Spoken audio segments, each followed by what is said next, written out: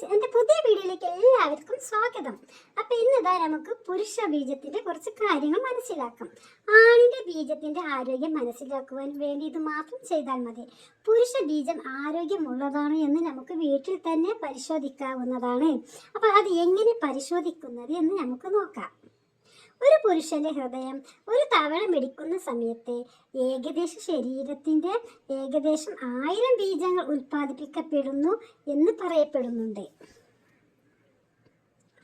അതുപോലെ തന്നെ ബീജം അണ്ഡത്തിൽ എത്താനുള്ള ഓട്ടത്തിൽ ദശലക്ഷക്കണക്കിന് ബീജങ്ങളിൽ ആരോഗ്യമുള്ള ചിലത് മാത്രമേ വിജയകരമായി ലക്ഷ്യസ്ഥാനത്ത് എത്തുകയുള്ളൂ.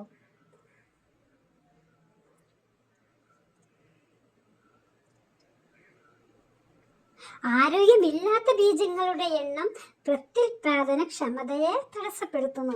ആരോഗ്യമില്ലാത്ത ബീജങ്ങളുടെ എണ്ണം പ്രത്യുൽപാദന ക്ഷമതയെ തടസ്സപ്പെടുത്തുന്നു എന്ന് പറഞ്ഞാൽ അതിന് ഒരിക്കലും നീങ്ങാനുള്ള കഴിവില്ല.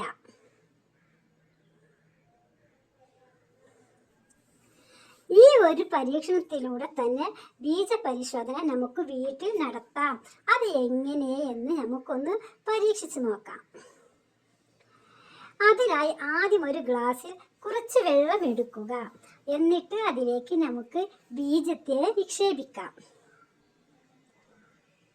വെള്ളത്തിലേക്ക് ബീജം ഇട്ട ഉടനെ തന്നെ വെള്ളത്തിനടിയിലേക്ക് പോയാൽ ആരോഗ്യമുള്ള ബീജമാണെന്ന് പറയപ്പെടുന്നു. ഇനി നമുക്ക് ആരോഗ്യം ഇല്ലാത്ത ബീജം എങ്ങനെയെന്ന് മനസ്സിലാക്കണമെങ്കിൽ